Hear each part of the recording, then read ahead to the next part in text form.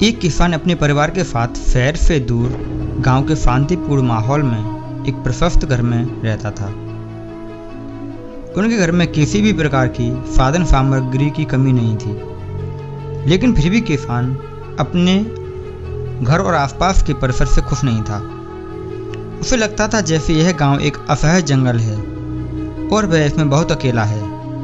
एक दिन उसने अपने गांव का घर बेचकर शहर में एक आलीशान बंगला खरीदने और वहीं बसने का फैसला किया। अगले ही दिन किसान ने शहर में रहने वाले एक दोस्त को, जो घर खरीदने बेचने का काम करता था, गांव के घर पर मिलने के लिए बुलाया और उस दोस्त से कहा कि मेरा यह घर बेच दो और मुझे शहर में एक अच्छा बंगला दिलवा दो। शहर के दोस्त ने किसान से पूछा, भाई आपने पुरखों के इस खूबसूरत घर को क्यों बेचना चाहते हो?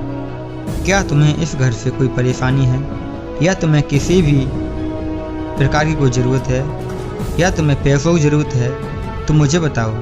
किसान ने अपने दोस्त की बात सुनकर उससे कहा कि यह मेरा घर गांव से कई किलोमीटर दूर एकांतवास में है।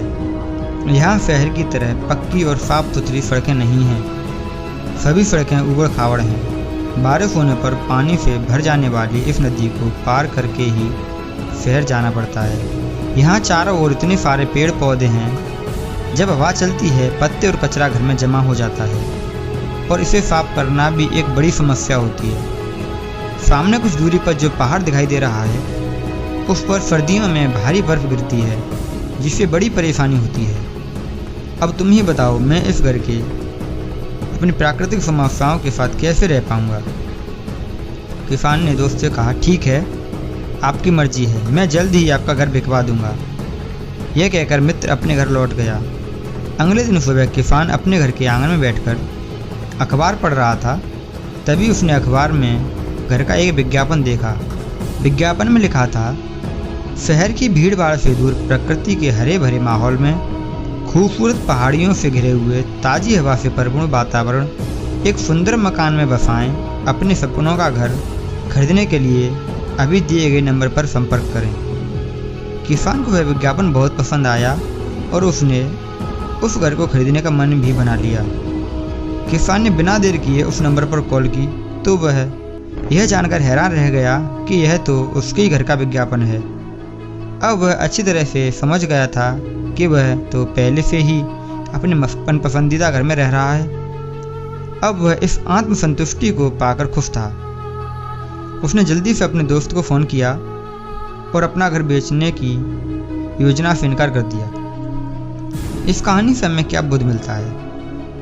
साथियों, इस किसान की तरह हम में से अधिकांश लोगों को भी अपने जीवन और उपलब्धियों को लेकर कई शिकायतें होती हैं। हम सोचते हैं कि हमारा जीवन सबसे खराब और व्यर्थ है।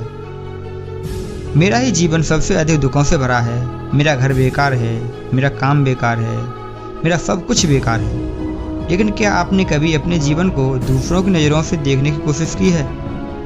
दोस्तों, अपने जीवन को दूसरों के नज़रिए से देखने की कोशिश करें तो आप पाएंगे कि आपका जीवन दूसरों से कहीं ज़्यादा बेहतर है। आपकी नौकरी दूसरों से बेहतर है। आप दूसरों की तुलना में कितना बेहतर जीवन जी रहे हैं। हम हमेशा दूसरों के जीवन से प्रेरित होते हैं और उसी तरह जीना चाहते हैं। लेकिन यह मत भूलो कि आप जिस जीवन शैली को जी रहे हैं वह भी कई लोगों के लिए सिर्फ एक सपना है। इसलिए हमेशा अपने जीवन और उपलब्ध संसाधनों से खुश रहें। दोस्तों, आपको यह हमारी कहानी कैसी लगी? आशा करता हूँ आपको यह कहानी बहुत अच्छी लगी होगी। कहानी में यहाँ तक बने रहने के लिए आपका बहुत बहुत धन्यवाद।